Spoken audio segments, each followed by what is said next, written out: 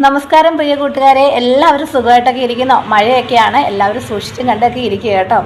അപ്പോൾ ഇന്നത്തെ വിഷയം ഒരു ലഹരിയെ പറ്റിയാണ്. ഒരു ചെറിയ ടോപ്പിക്കാണ് ലഹരി.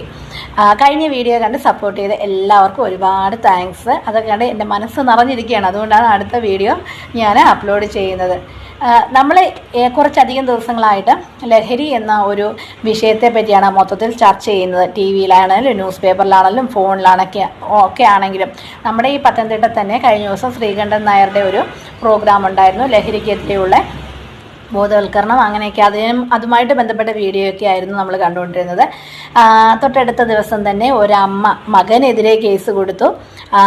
അങ്ങനെയൊക്കെയുള്ള വിവരങ്ങളൊക്കെ നമ്മൾ കണ്ടുകൊണ്ടിരിക്കണം. അതിൻ്റെ ഇടയ്ക്കാണ് എനിക്കിതിനെപ്പറ്റി 2 വാക്ക് സംസാരിക്കണമെന്ന് തോന്നിയത്. എനിക്കൊരു പ്രസൻറ്റ് ചെയ്യാൻ എനിക്ക് സ്വന്തമായിട്ടൊരു ചാനലൊക്കെ ഉണ്ടല്ലോ, അപ്പോൾ അതിനകത്ത് കൂടെ എനിക്ക് സംസാരിക്കാം. നിങ്ങളുടെ സപ്പോർട്ട് ഉണ്ടെങ്കിൽ ഇനിയും ഇതുപോലെയുള്ള വിഷയങ്ങളൊക്കെ ആയിട്ട് വീണ്ടും വരാം. ഞാനിവിടെ പറഞ്ഞ ആ അമ്മയുണ്ടല്ലോ, മകനെതിരെ കേസ് കൊടുത്ത ആ അമ്മ പറയുന്ന ആ ന്യൂസിനകത്ത് തന്നെ പറയുന്നുണ്ട്, മകൻ വിവാഹിതനാണ്, മകൻ്റെ ഭാര്യ മരുമകള് ഡിവോഴ്സിന് കൊടുത്തിരിക്കുകയാണെന്നൊക്കെ പറയുന്നുണ്ട്. അപ്പോൾ അതിന് ഫുൾ സപ്പോർട്ടാണ് ആ അമ്മയെന്ന്. അപ്പോൾ അവരത്രയധികം അനുഭവിച്ച് കാണും അല്ലേ. ആ മരുമകൾക്ക് അവർ സപ്പോർട്ടാണ്. നമ്മുടെ നാട്ടിലുള്ള ഒരു രീതി എന്ന് പറഞ്ഞാൽ മകൻ മദ്യത്തിനടിമയാണ്. പോട്ടെ, മദ്യം പറഞ്ഞാൽ മതി, നേരത്തെയൊക്കെ. ഇപ്പോഴല്ലേ നമ്മുടെ ഇവിടെ മയക്കുമരുന്ന് അതിപ്രസരമായത്. അപ്പോൾ അതിനു മുന്നേ മദ്യപിക്കുന്നവരാണെങ്കിൽ അവൻ കല്യാണം കഴിച്ചു കഴിഞ്ഞാൽ നന്നാകും എന്നും പറഞ്ഞ് ഒരു പെണ്ണിൻ്റെ ഭാവിയും കൂടെ കളയുന്ന ഒരു തലമുറയാണ് നമ്മുടെ ഇവിടെ കാണുന്നത്.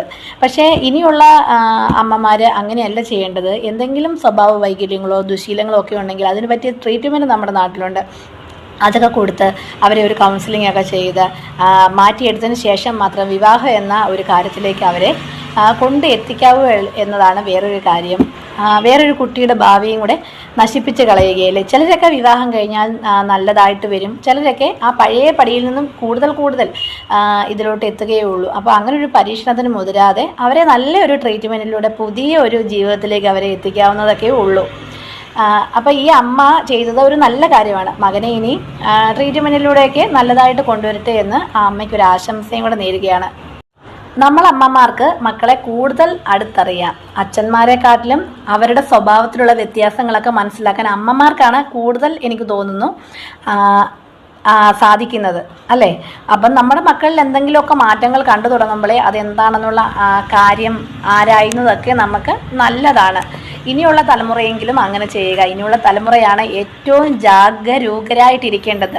ഇപ്പോൾ നമ്മുടെ കുട്ടികൾ സ്കൂളിൽ പോകുന്ന ഒരു പ്രായമാണ് എങ്കിലും അവർ വരുന്ന മാറ്റങ്ങൾ, അവരുടെ സ്കൂളിൽ നിന്ന് വരുമ്പോൾ അവരുടെ ബാഗ് പരിശോധിക്കുന്നത്, അവരുമായിട്ട് നല്ലൊരു അടുപ്പം വേണം. സ്കൂളിലെ കാര്യങ്ങൾ ചോദിച്ചറിയുന്നതും, മക്കളും നമ്മളും തമ്മിൽ നല്ലൊരു ബന്ധമാണെങ്കിൽ അവർ അന്നുള്ള കാര്യങ്ങളൊക്കെ നമ്മളുമായിട്ട് ഷെയർ ചെയ്യും. അപ്പോൾ അങ്ങനെയൊക്കെ നമ്മൾ ഇതുവരെ മാറിയില്ലെങ്കിൽ ഇനി നമുക്കൊരു മാറ്റം ആവശ്യമാണ്. പിന്നെന്താണ് പറയാനുള്ളത്, നമ്മുടെ നാട്ടിലൊക്കെ കൂടുതലായിട്ടും ഇപ്പം മയക്കുമരുന്നിൻ്റെ നല്ല വിൽപ്പന നടക്കുന്നുണ്ട്. പലരും കുട്ടികളെ സ്നേഹം നടിച്ച് മുട്ടായിയിലൂടെയൊക്കെയാണ് ആദ്യത്തെ സ്റ്റെപ്പ് തുടങ്ങുന്നത്. നമ്മുടെ കൊച്ചു കുട്ടികളിലൊക്കെ ജ്യൂസ്, മുട്ടായി അങ്ങനെയൊക്കെയുള്ള കാര്യങ്ങളിലൂടെയാണ് ഇത് സ്റ്റെപ്പായിട്ട് അവരിലേക്ക് എത്തുന്നത്. അപ്പോൾ അവരിൽ നല്ലൊരു ശതമാനം കുട്ടികൾക്കും ഇതിനെപ്പറ്റി അറിയാം. എങ്കിലും അവർ അബദ്ധത്തിലാണ് അതിലേക്ക് ചെന്ന് ചാടുന്നത്. അതിനെപ്പറ്റി വീട്ടിൽ നിന്ന് തന്നെ നല്ല രീതിയിലുള്ള ഉപദേശം കുട്ടികൾക്ക് നൽകണം എന്നതാണ് വേറൊരു കാര്യം. കൂടുതലും കുട്ടികൾ ഇതിന് അടിമയാകുന്നത് കൂട്ടുകാരിലൂടെയാണ്. അപ്പോൾ നമ്മുടെ കുട്ടികൾക്ക് കൂട്ടുകാർ വേണ്ട എന്നല്ല, അവരുടെ കൂട്ടുകാർ നല്ലതാണോ എന്നൊക്കെ നമ്മൾ രക്ഷിതാക്കൾ അറിഞ്ഞിരിക്കണം. ഇവരിലേക്ക് എപ്പോഴും നമ്മുടെ ഒരു കണ്ണ് ഉണ്ടായിരിക്കണം എന്നതാണ് എനിക്ക് പറയാനുള്ളത്. നമ്മുടെ കുട്ടികൾ എവിടേക്കാണ് പോകുന്നത്, അവരുടെ കൂട്ടുകാരൊക്കെയാണ്, അവരെത്ര മണിക്കാണ് സ്കൂൾ കഴിഞ്ഞാൽ വീട്ടിൽ വരുന്നത്, അങ്ങനെയൊക്കെ അവർക്കൊരു ബുദ്ധിമുട്ട് ഉണ്ടാക്കാത്ത രീതിയിൽ നമ്മളതൊക്കെ ചെക്ക് ചെയ്തുകൊണ്ടിരിക്കണം. ചിലപ്പോൾ നമ്മൾ അവരോട് ഇങ്ങനെ ചോദിക്കുമ്പോൾ അവർക്കൊരു ദേഷ്യം വരും അല്ലേ. അങ്ങനെയൊക്കെ ഉള്ള ഒരു സാഹചര്യത്തിലോട്ട് പോകാതെ നമ്മൾ തന്നെ അത് രഹസ്യമായിട്ട് തന്നെ നമ്മളത് തിരക്കി അറിയുക. എത്ര തിരക്കാണെങ്കിലും അതൊക്കെ തിരക്കി അറിയാൻ ശ്രമിക്കുക. ഒരു കുടുംബത്തിൽ നിന്നുള്ള ശ്രദ്ധ മാറുമ്പോഴാണ് അവിടെ ഒരു കുട്ടി ഇതുപോലെ ലഹരിക്ക് അടിമയാകുന്നത്. അവനാണ് വേറൊരു കുടുംബത്തിലെ കുട്ടിയെ പോയി നശിപ്പിക്കുന്നത് അല്ലേ. അപ്പോൾ ഓരോ കുടുംബത്തിലുള്ളവരും ഇത് ശ്രദ്ധിക്കുക. കുടുംബത്തിൽ നിന്ന് തുടങ്ങണം നമ്മുടെ ലഹരിക്കെതിരെയുള്ള പോരാട്ടം. അതാണ് എനിക്ക് പറയാനുള്ളത്. ഇപ്പം നമുക്ക് ധാരാളം ക്യാമ്പയിനും കാര്യങ്ങളും ഒക്കെ ലഹരിക്കെതിരെയൊക്കെ നടക്കുന്നുണ്ട്.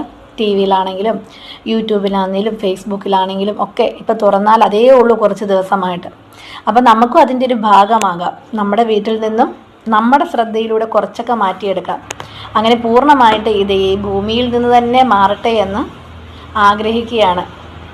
അടുത്ത നല്ലൊരു വീഡിയോ ആയിട്ട് എത്തുന്നവരേക്കും ബൈ ബൈ.